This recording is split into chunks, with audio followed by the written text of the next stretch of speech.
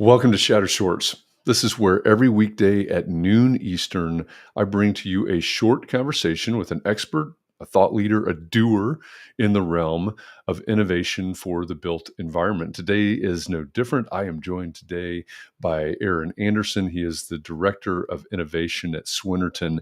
And as Aaron and I were planning this conversation today, he came up with what I thought was a fantastic idea for a topic. And it really, in a way, it follows in the heels of a conversation I had several weeks ago. I know we ran it as an encore in the last couple of days, but Tom Scarangello from Thornton Tomasetti talked about making innovation accessible.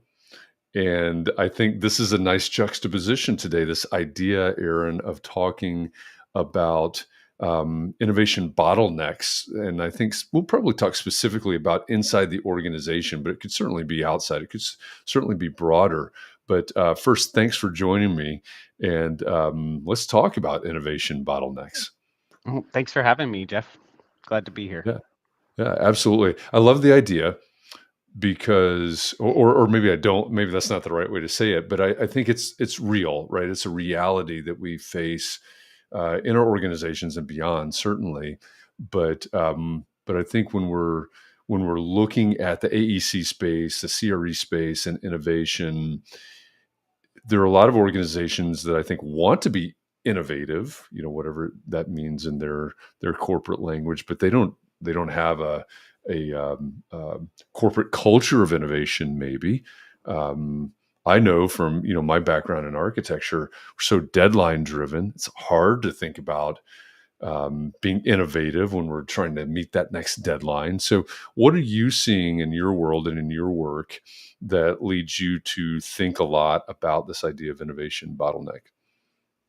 Well, I think the organizational structure is clearly a huge part of it, right? Yeah, Yeah, when someone's on project deadlines and and they already have a budget and they're already, have a plan, innovation is a waste of their time and it's not efficient, right? Really, right? yeah, So that's a huge part is like having some dedicated folks that are getting ahead of it, understanding how to do things in a new way, so that when you bring that to a project, you're actually you've overcome that, you've overcome the skills gap, you've hmm overcome those functional gaps for actually putting the work in place, and that's a huge necessity. Otherwise, the first 3 times you try something new on a project, it's going to prove that it was less efficient. sure, yeah, yeah, sort of you know confirmation bias in a way. Yeah, yeah, and that's sort of where it starts, but then it's also about strategy, right? I think um innovation doesn't work if it's not part of a strategy, if your intention is right. to stay with the same old business model, because there are plenty of software tools, and I think that's why folks focus so much on software tools Mhm. as vehicles of innovation, because you can kind of plug them into a process, and it makes sense that you're going to achieve some more efficiency from having a better digital process. But if that's done in a piecemeal way, that's done without a high level strategy in mind, then it really isn't going to achieve efficiency. You're going to end up with just a bunch of silos between products, and probably between your own internal teams, thinking that the communication is being done in the software, thinking that the problem has been solved, and really, you just have fewer people that are aware of what needs to be communicated. Yeah, yeah, that makes a lot of sense to me, and I think Um, I think there's also this. It brings to mind, and your title does as well, Director of Innovation. We're launching a mastermind group at Shadow Partners. We're launching a mastermind group for directors of innovation because we realize that people like you. I don't actually know this for sure. I didn't ask you this, but you're probably the first to hold that role or to hold that title. Um, and we're seeing this across the industry. It's like, what is a director of innovation? What does innovation mean inside of a construction company or inside of an architecture or an engineering firm or something like that? And so, um, as further developing our community, bringing people together to help figure out what does this role actually mean and how do we do this, because it is certainly different, or a different role and a different point of view. So how are you fostering this inside of Swinerton as you're looking at all the things, like you said, there's deadlines, there's all kinds of tools to juggle and maybe bring some new ones in, et cetera. What's your focus on the day to day, and how do you foster this type of culture? Well, we've tried to look at, so first of all, we've actually had an innovation director position for about 5 years. And I came into this role a couple of years ago after um, pushing for some specific innovations and trying to productize some of our offerings in some specific markets. Hmm. But um, y- I think it takes a broader vision about what we could do. So, when we looked outside, I've looked outside at a lot of other industries, because clearly there's not a ton of leaders that are getting it done in our business, right? Hmm. There's a lot to do. Most of it's like specific project achievements that have occurred. Like, we managed to raise this roof and hold it up in the air for 9 months while we completely rebuilt the structure under it, and then it's totally not applicable to the next project.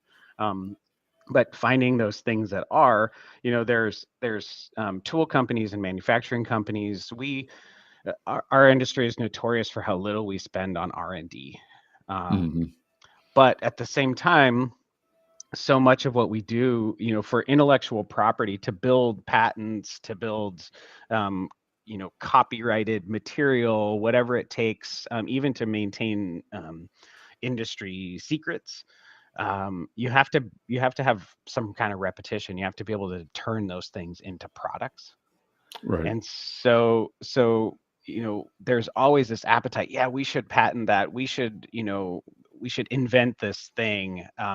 That's really difficult for a construction company to do. And so trying to figure out if there's a way, for a lot of folks, there is a lot of the corporate venture capital in construction is focused on um, essentially incubating companies that they might be able to use. And then also potentially offsetting the cost of bringing those new tools through, that company becoming successful. When we look to some other industries, though, they use their corporate venture capital to actually um, secure intellectual property.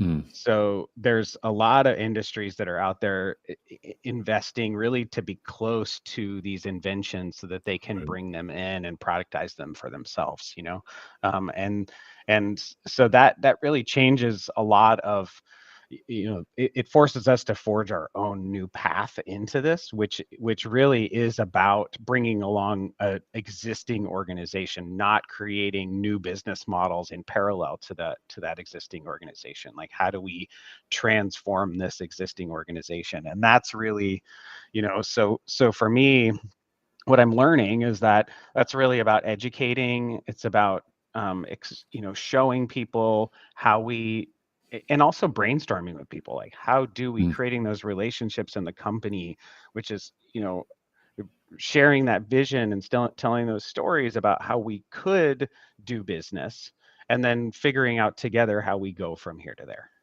Yeah.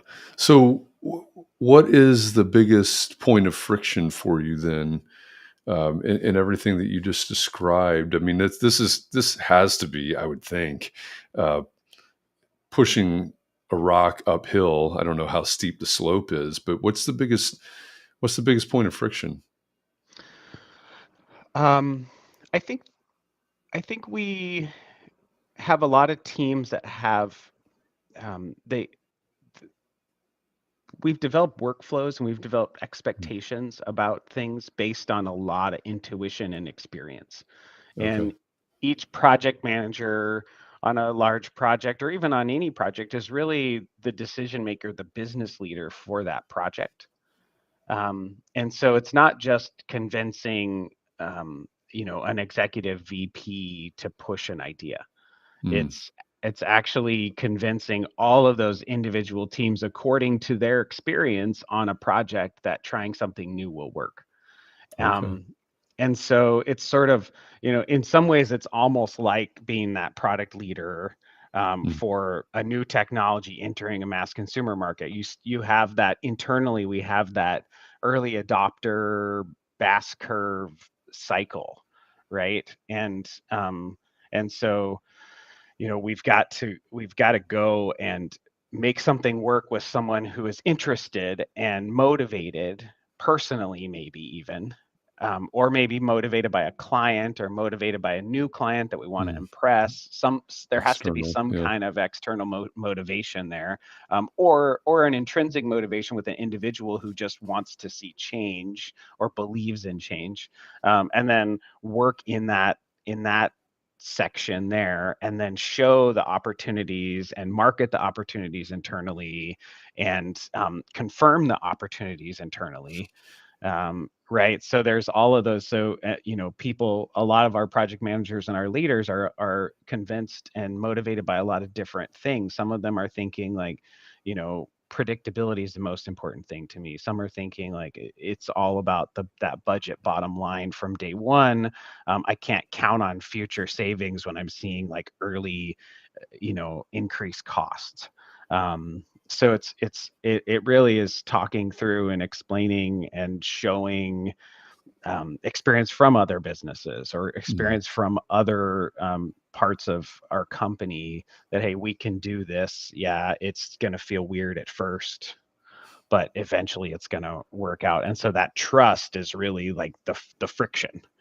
It's Yeah. that and I've heard a lot of, we talk, there's a lot of psychology and marketing around that, which, um, a lot of the consensus is that most of that stuff occurs by being prepared and having the right tools in place, and then waiting for the pull in the market, Mm. right? Waiting for that internal pull, waiting for people to ask for it, and reducing the friction that way. But at the same time, if we completely wait on that, there is no leadership, right? So we have to, we do need to listen to the field. We do need to listen to the people in the front line, but we also need to carry the vision and tell the story and share the idea about it, so that there is leadership in the situation.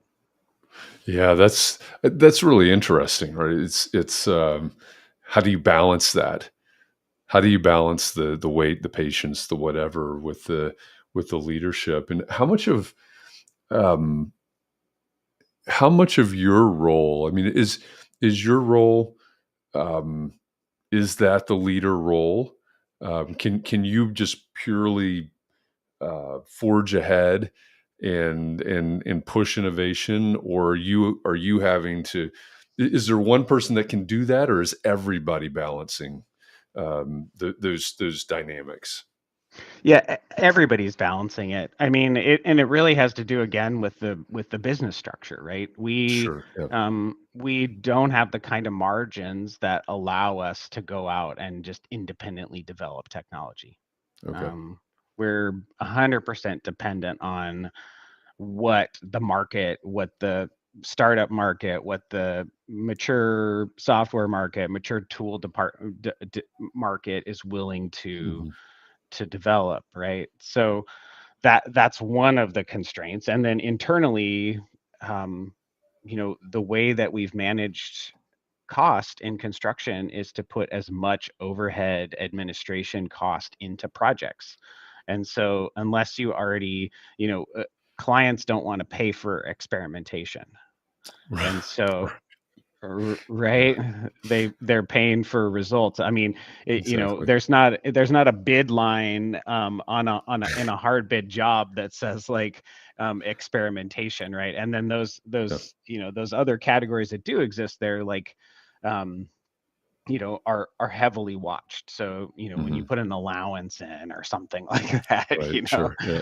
the allowances and contingencies are typically things that have some serious eyeballs on them. Right. So Right. Yeah. that's that. So the way that we do it is we try to take little bites, right? We try to Hmm. learn and build the capabilities around it. So if we're talking about digital design, we'll start a project sometimes. It's a long, slow process of, like, if we look at the IPD development in the markets, uh, a lot of clients get shy as soon as we get to some pricing, and then all of a sudden everything gets converted to GMPs, and it starts to look like a different kind of contract than what you had initially started. It looks a lot more like a traditional design build scenario, right? Right. So there's all of these situations where we have opportunities to shift that contract type that then frees us up to innovate and do things in a better way.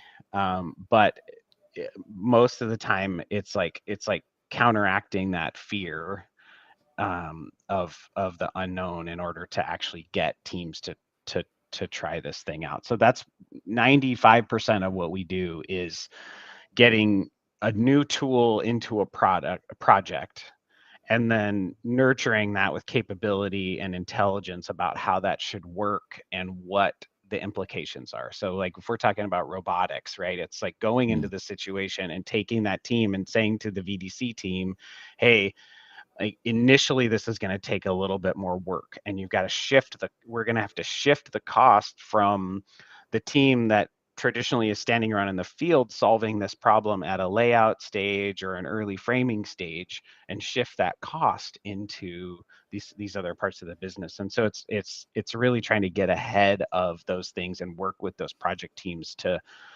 shift and understand the implications, to the system of bringing in a new tool. Yeah, yeah. I mean, it's obvious that yours is the voice of experience here with all of these real world examples. Um, so, as we wrap this up, I wonder if maybe the most appropriate question to get to a real takeaway, um, is, what's your advice for a new director of innovation? Maybe they're new to the role, like you came in to a role, but maybe it is a new role. Maybe it's something they Yeah. advocated for, or maybe it was something that had been created, and they were hired for that position. But what's your best advice for a new director of innovation? Um, I think we have to lead in both directions, right? So you got to lead up and you got to lead down. You need to develop um, that camaraderie, but also that, two-way communication with the folks that are putting the Mm, work into place, but also have a consistent story about the strategy behind it. Like, where are we going with this? What does it mean? Bringing in individual tools to solve for specific efficiencies in different places. That's really the work of your project teams. That's the work of the mm, individual people, that are doing their job, right? But how does all of that fit together? And then eventually, how does that lead us into a better business model? And that's the part of leading up, is advocating and explaining that technology is one of the last levers that we have to push efficiency in our business, right? We can't just throw more people at it. We can't just throw more cash at it. It's that multi-factor productivity that is like the one tool that we really have to push on. And what that's going to do is, shift the way that we do business. And so we need to keep that in mind at the same time. So keeping those two things in mind, keeping that high level, where is the industry going? Where does it need to go? mm. And then also sharing in what the implications are for folks, on the front lines. Yeah, yeah, that's great advice, and it's one of the reasons that we have launched this mastermind for directors of innovation. People in that realm is for those of you that are out there that aren't familiar with the mastermind. I am bullish on masterminds. I have facilitated, I participate in, and just the ability to have a safe place to learn from each other and support each other and share ideas and what's working, what's not working. If that's something that you're interested in, just drop that in the comments wherever you're watching this now, and I'll get back to you about that. But advice like this and experiences like this, Aaron, are really valuable, and I appreciate you coming in and sharing these with the Shadow Partners community. Yeah, thank you, Jeff. I appreciate being able to have this conversation. Yeah, absolutely. It's a good one. This is one that could easily continue. This could be a shadow long, very, very easily.